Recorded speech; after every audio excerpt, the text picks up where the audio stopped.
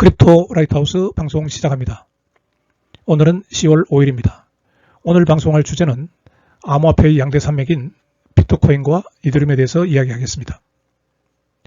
비트코인과 이더리움에 대해서는 너무나 많은 전문가랍시고 유튜브나 다른 미디어를 통해서 이들이 가격이 어떻게 될 것이고 앞으로 어떻게 될 것이다, 그런 이야기를 많이 합니다. 그러나 내가 보기에는 그들은 95% 이상이 비트코인이나 이더리움에 투자를 해놓고 그 가격이 올라가기를 바라는 그런 사람들이 주로 비트코인과 이더리움에 대해서 이야기합니다. 본 크립토 라이트 하우스에서는 암호화폐의 미래를 이야기하려고 합니다. 그러기 위해서는 비트코인과 이더리움을 근본적으로 분석해서 과연 어떤 암호화폐가 미래가 밝은지 그것을 밝혀볼 필요가 있습니다. 오늘 방송 그런 면에서 시작하겠습니다. 비트코인과 이더리움에 대해서는 제가 원래 아마존에 이 책을 출판을 했습니다. 출판을 해서 지금 아마존에서 판매되고 있는 책입니다. 경제가 어렵다 보니까 그렇게 많이 팔리지는 않고 있는데, 아무튼 비트코인과 이더리움에 대해서 기술적으로 심층적으로 분석한 책입니다. 자, 그렇다면 암호화폐의 미래를 이야기하려면 어떤 점에 주목해야 하는가? 비트코인과 이더리움은 철학과 구조가 완전히 다른 그런 암호화폐입니다. 특히 총 공급량을 조절하는 방식을 보면은 그 비트코인과 이더리움의 차이점을 알 수 있고 미래 비전을 짐작할 수가 있습니다. 비트코인을 소위 이야기할 때 비트코인 맥시멀리스트들은 비트코인을 디지털 골드라고 이야기를 합니다.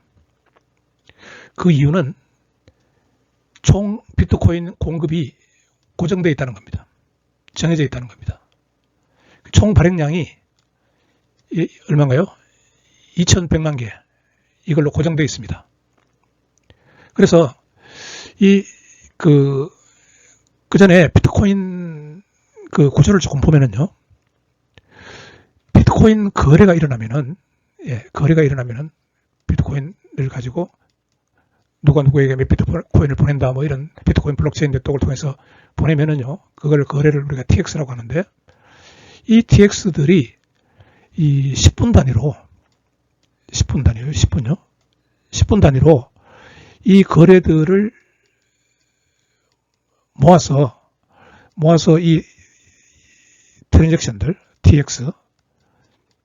이 TX들을 블록으로 만듭니다. 헤더를 만들고 블록을 만듭니다. 근데 이 블록을 만드는데 누가 블록을 만드느냐 하면은 현재 이게 채굴 노드들입니다.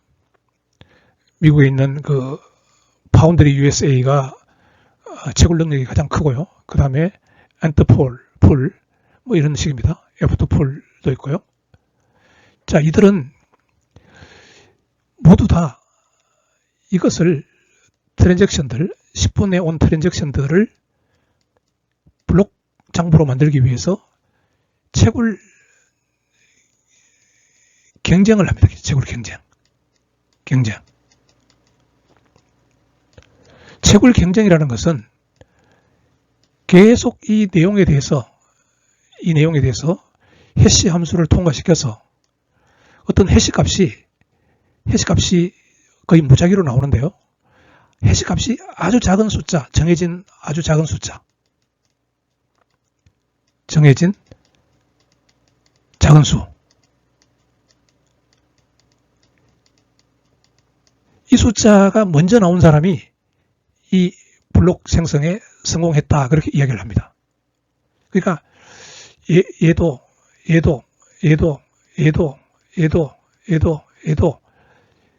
10분마다 그 거래들에 대해서 블록을 만드는 거죠. 만드는 것을 시도합니다. 경쟁을 하는 거죠. 경쟁을. 그래서 가장 먼저 해시값이 목표로 하고 있는 작은 수에 도달한 그 블록 생성 그 노드가 블록 생성에 성공한 노드가 됩니다. 그러니까 채굴 경쟁에서 승리한 노드가 되는 거죠. 만약에 그 경쟁에서 이 F2풀이 가장 먼저 해시값이 아주 작은 값을 먼저 만들어냈다고 합시다. 이것은 한마디로 운입니다. 운도 있지만은 컴퓨팅 파워가 높을수록 가능성이 많은 거죠. 1해시 그러는데 해시값 한 번 만드는 거를 1해시라고 하는데 이게 막 여러 번 시도해 봐야 됩니다. 그래서 어쨌든 가장 먼저 정해진 작은 수의 해시값을 만들어낸 노드가 채굴 성공 노드가 되고요. 그 채굴 성공 노드는 그 만들어진 블록을 모든 노드들에게 전파를 합니다. 근데 전파를 하는데 누구에게 전파를 하느냐 하면은 비트코인에 풀로드가 있습니다. 풀로드. 전체 하니까 의미가 없어서 그냥 영어로 풀로드라고 쓰는데요. 이 풀로드들은 이게 지금 2만 개 이상의 풀로드들이 전 세계에서 있습니다. 보면은 미국이 제일 많고요. 그 다음에 뭐 캐나다도 387개가 있고요. 이 풀로드들에게 만약에 F2풀이 채굴에 성공했다. 그러면 이것을 모든 이 노드들에게 방송해서 알려줍니다. 알려줍니다. 그러면은 풀로드는 이 F2풀이 보내준 그 블록을 받고 뭐를 검증하느냐 하면은 과연 이 블록에 해시 함수를 적용했을 때 정해진 작은 수의 그 진짜 해시 값이 만들어졌는지 채굴에 진짜 성공했는지 그걸 체크를 합니다. 그래서 작은 수가 만들어졌다는 게 확인이 되면은요. 이 모든 2만 개가 넘는 풀로드들은 기존의 블록에다가 지금 F2풀이 보내준 이 블록 생성된 블록을 확장해 나갑니다. 또 다음 10분 동안에 들어온 거래에 대해서 이번에는 엔트풀이 채굴에 성공했다고 합시다. 블록을. 그러면 또 엔트풀이 모든 풀로드에게 보내주겠죠. 그러면 모든 풀로드들은 역시 해시 함수를 적용해서 제대로 블록을 만들었는지 확인해보고 확인이 끝나면은 또 자기가 갖고 있는 블록체인에 블록을 확장해 나갑니다. 그래서 모든 풀로드들은 비트코인이 처음에 만들어질 때부터 2008년부터 10분 단위로 만들어진 이 블록 체인이 된 이 블록을 보유를 하고 있습니다. 자, 여기까지 얘기를 하고요. 그래서 이 4년마다 반감기라는 것은 뭐냐면은 이 채굴에 성공하면은 아까 F2풀이 채굴에 성공했다 그랬죠. 그러면 블록 하나를 채굴에 성공했다 그랬죠. 채굴에 성공하면은 성공 보수로 해가지고 비트코인을 발행해서 주게 됩니다. 그 발행해서 주는 양이 2008년 초창기에는 이게 많았죠. 그러다가 4년마다 반씩 줄어서 줍니다. 비트코인을 반씩 줄어서 줍니다. 그래서 언제까지 그게 줄어드느냐면은 2040년에 가면은 줄어서 거의 비트코인은 채굴 보상금이 없습니다. 그러면은 그때까지 총 보상한 비트코인을 발행해서 채굴자 노드에게 보상해준 비트코인이 2100만 개가 된다는 것이죠. 예. 그래서 자꾸 이제 비트코인은 시간이 지날수록 채굴 보상이 줄어들기 때문에 그러니까 신규 비트코인 발행이 줄어든다는 이야기입니다. 그러니까 공급 속도가 느려지죠. 그러니까 이제 희소성이 있다. 이렇게 이야기를 합니다. 예. 그래서 이 공급량이 이제 정해져 있기 때문에 자꾸 줄여서 정해져 있기 때문에 공급량 감소로 인플레이션이 억제되는 거고요. 그 다음에 이거를 그러면 공급량을 중간에 프로토콜을 바꿔가지고 늘리면 되지 않느냐. 그래서 비트코인은 프로토콜 변경이 거의 불가능합니다. 절대로 비트코인 맥시멀리스트들이 프로토콜 변경을 못하게 합니다. 왜 그러냐? 비트코인의 가치란 것은 이 2100만 개가 딱 총 공급량이 고정되어 있다는 이것 때문에 인플레이션을 해지해서 가격이 이제 디지털 골드다. 희소성 때문에 그렇게 이야기를 하는데 프로토콜 변경을 해버리면은 이 원칙이 무너지는 거죠. 비트코인이 디지털 금이라는 원칙이 무너집니다. 그래서 이 비트코인의 철학은요, 이 희소성 기반으로 가치 저장 수단이 된다는 거죠. 그래서 이들은 비트코인을 디지털 금이라고 합니다. 예. 예, 이렇게 비트코인의 구조는, 예, 블록을 채굴하고요. 이 채굴자들이, 채굴로드들이요. 지금 뭐 한 열 몇 개밖에 없습니다. 채굴로드들이 주로 미국에 가장 많이 있고요. 예, 이들이 경쟁해서 채굴을 하고, 그걸 이제 프루프 오브 워크라고 그러는데, 워크합니다. 채굴로드들이 일을 합니다. 블록 생성 일을 하는 거죠. 그 다음에 프루프 검증은 누가 하느냐? 그거를 해서 채굴로드들이 만약에 애프터풀이 이 채굴에 성공해서 그것을 모든 풀로드에게 방송을 해줘서 방송을 해주면은, 예, 모든 풀로드들은, 예, 이 풀로드들은 제대로 일을 했는지 그것을 증명한다는 거죠. 프루프. 그래서 프루프 오브 워크, 이 POW 방식이라고 합니다. 비트코인 방식을요. 자, 근데 이게 이제 그렇게 해서 보안 문제를 해결하는 거죠. 자, 이게 문제가 됩니다, 이제는. 자, 비트코인이 그러면 지속적으로 디지털 금이 될 수 있을까? 자, 신규로 BTC를 발행합니다. 아까 이야기했지만 10분마다 블록 생성 경쟁에서 승리한 채굴로드에 대한 보상이 주어집니다. 보안에 기여한 보상이죠. 자, 이게 무지막지하게 경쟁을 합니다. 이 채굴자들이요. 10분마다 엄청난 계산을 합니다. 일을 하는 거죠. 워크를 합니다. 워크. 일을 합니다. 이게 이제 논문에서는 이거를 문제풀이라고 합니다. 문제풀이. 일을 하는 걸요. 문제풀이. 문제풀이인데 모두 다 문제를 풀이하는 거기 때문에 문제풀이 경쟁이라고 그렇게 이야기를 합니다. 그래서 10분마다 다시 채굴 경쟁을 해야 하기 때문에 이 채굴로드들이 사용하는 전기에너지 소비가 엄청납니다. 그래서 지금 채굴 비용이 엄청나게 상승해 있어요. 그러니까 에너지 가격이 올라갈수록 채굴 비용은 상승합니다. 현재 비트코인 하나, 1BTC 채굴하는데 들어가는 비용이 약 9만 5천 달러입니다. 달러 정도 듭니다. 예. 그나마 현재 비트코인 가격이 약 12만 달러 정도 하니까 이 채굴에서 경제성이 있는 겁니다.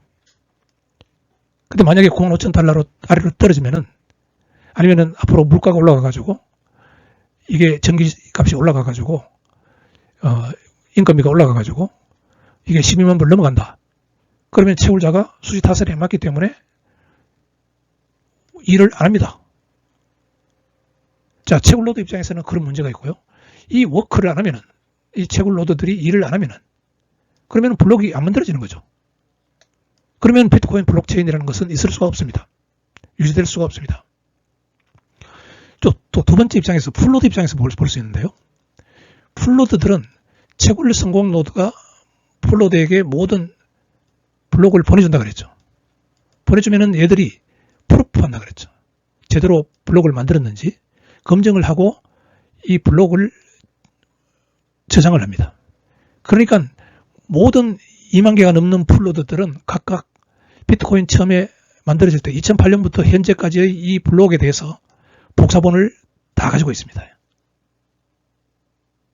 그러니까 채굴로드가 보안 문제를 해결한 블록을 모두 분산되어 있는 풀로드에 보관하는 역할을 하는 거죠. 풀로드는요. 그래서 이 한번 채굴된 그 블록은요, 풀로드들에게 보내지고 풀로드들이 그것을 2만 1000개가 분산해서 보관하고 있기 때문에 풀로드가 정상적으로 운용된다면은 이 풀로드의 2분의 1 이상이 정직 정직하게만 운영하면은 비트코인은 안전하게 저장됩니다. 그러면은 이 조건이 만족되면은요, 두 번째 이 조건, 채굴 노드 입장에서는 이 전기 원가보다가 비트코인 채굴 비용이 더 적게 들고, 그래서 채굴 거의 공장인데요. 채굴 공장의 수지 타산이 맞거나, 그 다음에 이 블록을 장부를 보관하는 풀노드 입장에서 그 2분의 1 이상이 정직하게 비트코인을 저장할 수만 있으면은 비트코인은 지속적으로 디지털 금이라고 볼 수 있습니다.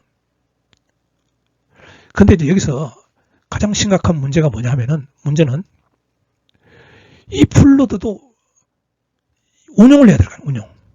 이것도 컴퓨터 전기를 소모해야 되는데 운영을 해야 됩니다. 풀노드를 운영해야 돼요. 메모리도 엄청나죠? 모든 풀노드들은 비트코인이 처음에 만들어질 때부터 현재까지 그 블록을, 복사본을 모두 다 저장하고 있어야 되니까요. 저장하고 있어야 돼요.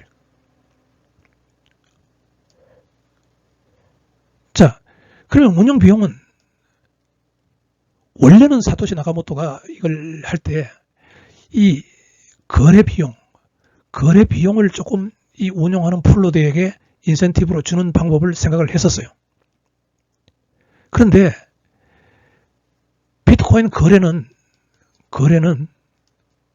TX들요. 비트코인 거래는 이게 10분마다 처리할 수 있는 한계 때문에 10분마다 이 비트코인 트랜잭션을 처리할 수 있는 게 아마 한 200 트랜잭션 정도 처리할 수 있을 겁니다.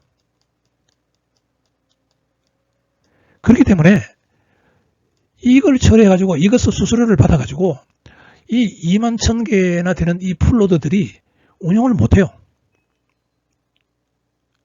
그러니까 현재는 이 풀노드들이 어떻게 운영되느냐 하면은, 이 풀노드들을 운영하는 사람들은 비트코인을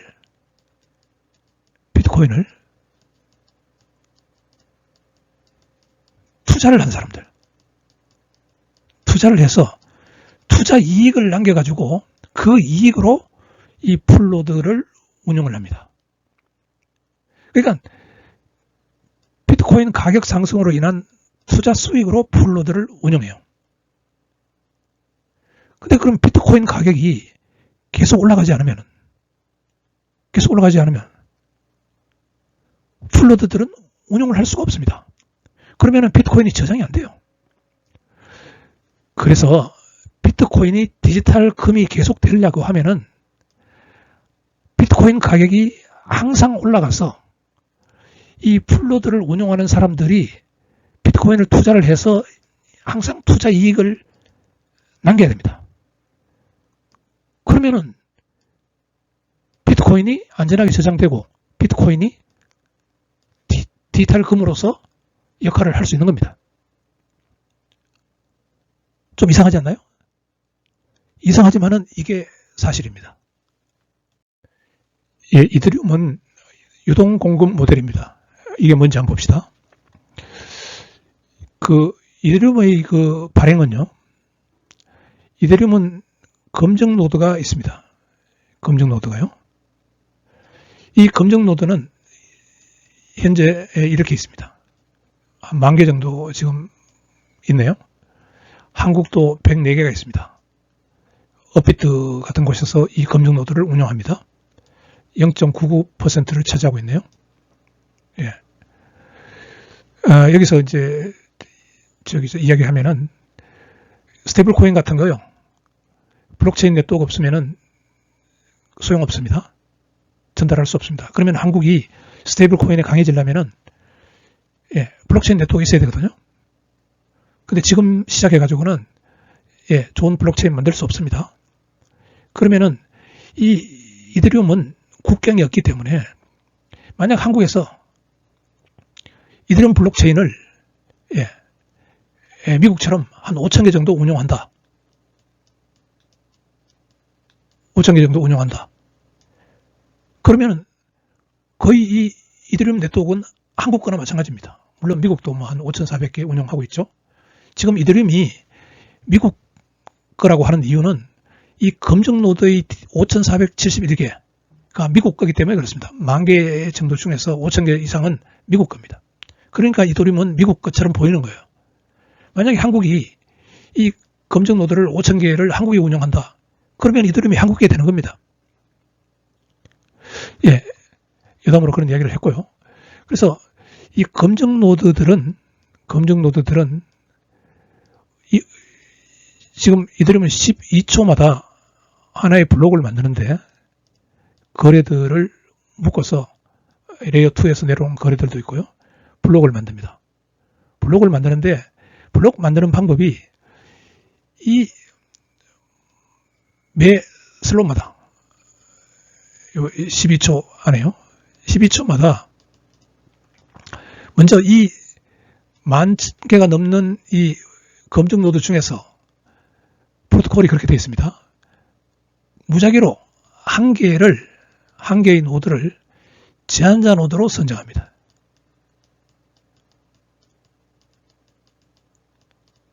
이게 사전에 선정하면 또 해커들이 알아버리니까요. 바로 요때, 바로 전 슬롯에서 다음 슬롯의 제한자 노드를 선정합니다.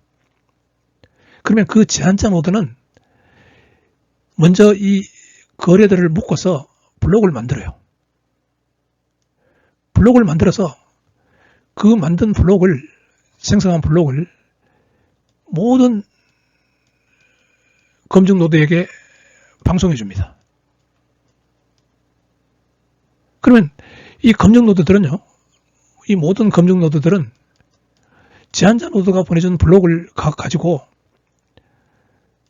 검증을 하는 거죠, 검증을. 예.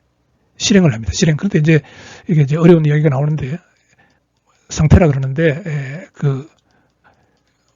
모든 검증 노드는 이전 상태를 갖고 있기 때문에 실행을 해서 제한자 노드가 만든 새로운 상태의 변화와 같은지 다른지 그것을 실행을 해보고 같으면은 검증이 되는 겁니다. 그러면은 모든 검증 노드들은 이제 이 블록을 받아들이는 것이죠. 그래서 모든 검증 노드들이요, 이것들이 모든 블록을 복사본을 보관하고 있습니다. 그러면은 그 블록은 ETC는 어떻게 발행되느냐? 이 검증 노드들은 스테이킹을 해요. 검증 노드에 참여하기 위해서는 스테이킹을 합니다. 스테이킹을 하면은 거기 스테이킹에 대한 보상금, 이자를 줘요. 보상금. 그러니까 매 슬롯마다 모든 검증 노드에게 참여하는 검증 노드에게 슬롯마다 보상이 주어집니다. 이 보상금은 새로운 ETH를 신규로 발행해서 보상을 합니다. 예, 이렇게 해서 발행이 되는 거예요. 그러면 계속 그러면은 보상을 해줘야 되니까 이더리움의 총 발행량은 계속 늘어나겠네, 이렇게 생각할 수 있는데, 이더리움은 이 거래들이 블록에 태운다고 하니까 번한다고 할 것 같아서 올라탄다고 합시다. 여기 올라타기 위해서는 가스라는 수수료를 내야 됩니다. 그 수수료를 모아가지고, ETH로 수수료를 내는데요. 그 수수료를 모아가지고 이 보상으로 ETH를 발행한 만큼을 소각을 해버립니다. 그러니까 이더리움은 총 발행량이 거의 이더리움도 고정되어 있는 것이죠. 그래서 이게 이제 조절 방식인데, 거래 수수료 일부를 자동 소각시킵니다. 그래서 지분증명, 이게 이제 스테이킹 했는 거에 대한 보상이니까 지분증명이라고 하는데요. 지분증명으로 ETH를 발행한 그것을 신규 발행을 한 만큼 또 소각해버리는 그런 조절 방식을 사용하고 있습니다. 그래서 이와 같은 개념으로 지분증명 방식으로 2022년부터 이더리움이 바꿨죠. 원래는 2022년 10월 이전에는 이더리움도 비트코인과 같은 채굴 방식이었습니다. POW였습니다. 그때 이제 이것을 지분 증명으로 이더리움은 바꾸게 된 것이죠. 그래서 인플레이션이 없는데요, 이더리움도. 왜 그러냐니까 네트워크 사용량, 이 네트워크를 이렇게 가스를 지불하고 사용하죠. 그 가스를 냈죠. 그 수입, 가스 수입 있죠. 그게 소각하는 거죠. 그러니까 그 소각량이 신규 발행량을 초과할 수도 있습니다. 그러면은 디플레이션이죠, 오히려. 그래서 이 정책 조정 가능성, 계속 이더리움은 업그레이드가 됩니다. 그래서 공급 정책이 바뀌는 거죠. 조정합니다. 그래서 이 이더리움의 철학은요, 유틸리티 중심 플랫폼입니다. 유틸리티 중심. 그게 뭡니까? 가스, 사용자가 내는 수수료, 사용자가 이더리움을 사용하는 만큼 내는 수수료, 이 수수료를 가지고 결국은 이 검증 노드에게 주는 거나 마찬가지입니다. 예. 신규 발행을 해서 주지만은 그게 그만큼 소각하니까 간접적으로 이 수수료는 밸리데이터에게 가는 거나 마찬가지입니다. 예. 그래서 이 이더리움의 철학은요, 이걸 가지고 블록체인 경제의 연료라고 합니다. 연료. 예. 예, 이더리움은 검증 노드의 스테이킹 참여로 보안 문제를 해결합니다. 이게 이제 프루프 오브 스테이크라고 합니다. 스테이킹을 해서 이 모든 만 개 이상의 검증 노드들이 블록을, 제안자가 만든 블록을 검증하니까요. 검증한다는 것은 상태 검증이라고 했죠. 예, 그렇게 하니까 이 프룹이라는 것은 검증 노드들이, 모든 검증 노드들이 블록을 검증하는 거. 그게, 예, 프룹입니다. 그게 스테이킹. 검증 노드들이 그 대신에 스테이킹을 해야 돼요. 모든 검증 노드들은, 예, 스테이킹을 해야 됩니다. 스테이킹. 프룹 오브 스테이크라고 합니다. 자, 그러면은 신규 ETH 발행은 스테이킹에 참여한 모든 검증 노드는 모든 블록 검증에 참여하기 때문에 이 블록 검증하잖아요. 프룹 하잖아요. 그죠? 그 때문에 슬롯마다 프로토콜은 스테이킹 이자 형식으로 신규 ETH를 발행해서 보상을 합니다. 그러니까 모든 검증 노드들이 보상을 받는 거예요. 신규 ETH로 보상을 받습니다. 보상을 받습니다. 그래서 이 검증 노드는 지분 참여, 스테이킹에 대한 이자 수익이죠. 이게 신규로 발행해서 주는 거죠. 그렇지만은 사용자 수수료를 소각하기 때문에 사용자들이 내는 가스요. 소각하기 때문에, 예, 소각하기 때문에 ETH 총 공급량은 일정합니다. 그래서 검증 노드는 고객의 수수료를 수익으로 운영하는 것과 동일한 효과입니다. 그러니까 사용자가 내는 수수료로 검증 노드가 운영이 되죠. 그러면 이더리움이 네트워크가 튼튼해지려면은, 이더리움 네트워크가 발전하려면은 사람들이 수수료를 많이 내면 되겠네요. 그래서 많은 사용자가 이더리움 네트워크를 사용할수록 검증 노드는 수익이 되는 구조입니다. 이게 경제입니다. 이더리움 경제입니다. 그러니까 많은 사용자가 사용하려고 그러면은 이게 이제 검증 노드들이 아까 이제 상태에 실행해서 상태 변화를 이렇게 해서 검증한다고 했는데, 예, 이걸 12초마다 이걸 하려고 하니까, 이 12초 단위로요, 하려고 하니까 한계가 있어요, 한계. 이 실행할 수 있는, 검증 노드가 실행할 수 있는 한계가 있습니다. 실행 한계. 그러니까 많은 사용자가 사용을 하려고 해도 못하는 거죠. 이 한계가 있기 때문에. 상태 변화, 12초마다 상태 변화를 실행할 수 있는 한계가 있기 때문에. 그래서 이더리움은 어떻게 하느냐면은 계속 기술 혁신을 합니다. 이걸 확장성이라고 그러는데 확장성을 높이는 기술 혁신을 계속합니다. 그게 이제 이런 L2, L1 이런 개념입니다. L1, L2 확장성을 높이는 기술 혁신으로 이루어지는 이더리움입니다. 그러면은 사용자들이 수수료를 많이 낼 거고 수수료 수입이 많으면 검증자에게 많은 수익이 돌아갈 거고 이더리움 총 발행량은 변화가 없고요. 그런 구조를 가지고 있습니다. 예, 비트코인과 이더리움 암호화폐의 미래를 이야기하려면 어떤 면에 주목해야 되는지, 비트코인은 이런 면을 주목해야 되고요. 이더리움은 이런 면을 주목해서 보면 됩니다. 먼저 비트코인을 봅시다.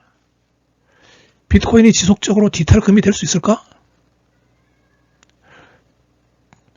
이게 경제성이 있어야 되기 때문에 비트코인 네트워크는 채굴로드와 풀로드로 이루어집니다. 경제성이 있어야 됩니다. 채굴로드 입장에서는 비트코인 장부를 만드는 역할을 하고요. 안전하게 보안성이 만족하는 장부를 만드는 역할을 하고, 풀로드는 채굴로드가 만든 장부를 안전하게 보관하는, 분산 보관하는 역할을 합니다. 채굴로드건 풀로드건 이게 경제성이 없으면 운용을 할 수가 없습니다. 근데 채굴로드 입장에서는 프루프 오브 워크란 그 기술 자체가 채굴 경쟁을, 슬롯마다 채굴 경쟁을 해야 되기 때문에 전기 에너지 소비가 너무나 많습니다. 그건 곧 채굴 비용 상승으로 이어지고요. 근데 이제 문제는 반감기가 있어가지고 채굴 보상이 4년마다 반씩 줄어듭니다. 4년이고요. 4년마다 비트코인 가격이 2배로 오르지 않으면 비트코인은 채굴을 계속 할 수가 없습니다. 채굴 자체가 그 보안성을 달성하는 거거든요. 장부의 보안성. 그러니까 보안에 문제가 생기는 거죠. 수지타산에 맞는데 누가 채굴로드를 운영합니까? 풀로드 입장에서 봅시다. 풀로드. 비트코인 블록체인을 저장하는 풀로드요. 채굴로드가 보안 문제를 해결한 블록을 모두 분산 보관하는 역할을 풀로드가 합니다. 근데 문제는 풀로드 운영 비용은 비트코인 거래 수수료를 해결하지 못합니다. 비트코인이 처리할 수 있는 양은 한계가 있어요. 왜? 10분마다 블록을 하나씩 만드는 거예요. 10분마다. 10분 단위로 한 200개 정도의 트랜잭션밖에 처리를 못합니다. 전 세계에서. 그러니까 이 풀로드들이 운영하려면은 이 풀로드들은 대부분 비트코인을 투자한 사람 기관이 운영합니다. 그래서 투자 수익이 없으면은요, 풀로드 운영 못합니다. 투자 수익이라는 것은 뭡니까? 비트코인 가격이 올라야죠. 가격이 올라야지만이 투자 수익이 나는 거 아닙니까? 그러니까 가격이 오르지 않으면 풀로드 운영이 안 됩니다. 그러면 비트코인 저장이 안 돼요. 비트코인 장부 저장이 안 돼요. 장부가 유지될 수가 없습니다. 그 말은 뭐냐면은 계속적으로 비트코인이 올랐어. 투자 수익이 안 생기면은 비트코인 저장이 안 되는데요. 디지털금은 성립할 수가 없습니다. 그래서 비트코인 가격이 4년마다, 최소 4년마다 2배씩 올라주면은 그나마 풀로드들은 운영이 가능합니다. 여러분들은 어떻게 생각하나요?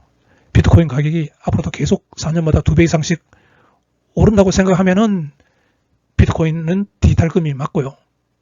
그렇지 않다고 생각하면은 비트코인은 디지털금이 아닙니다. 거기에 비해서 이더리움은 어떨까요? 이더리움은 검증 노드들로 이루어져 있죠. 물론 이 중에 슬롯마다 하나가 제한자 노드로 선정됩니다. 검증 노드는 지분 참여, 스테이킹에 대한 이자 수익이 있습니다. 그러나 이 신규 발행된 이자 수익을 주기 위해서 신규 발행한 만큼 사용자 수수료를 소각하기 때문에 ETH 총 공급량은 일정합니다. 그러므로 검증 노드는 고객의 수수료를 수익으로 운용하는 것과 동일한 효과입니다. 그래서 고객의 수수료로 운용되는 거나 마찬가지니까 많은 고객이 수수료를 내면은, 많이 내면은, 그 말은 많은 사용자가 이더리움 네트워크를 사용할수록 검증 노드는 수익이 되는 구조입니다. 그래서 이더리움 재단에서는 이더리움을 많은 사용자가 이용할 수 있도록 이더리움 확장성을 높이는 기술 혁신을 계속하고 있습니다. 그래서 이더리움이 과연 미래가 있느냐? 그것을 확인하기 위해서는 이더리움 재단에서 발표하는 확장성을 향상시키는 기술 실적, 이걸 확인하면 됩니다. 그 다음에 사용자가 얼마나 이더리움 네트워크를 사용할 수 있는지, 좋게 만들어놨는지, 스마트 지갑 같은 거요. 그 친화성, 이것을 계속 확인하면 됩니다.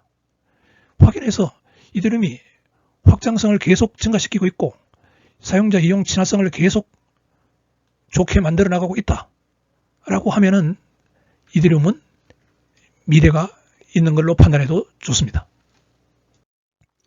10월 5일 크립토 라이트하우스 방송을 마치기 전에 한마디만 하겠습니다.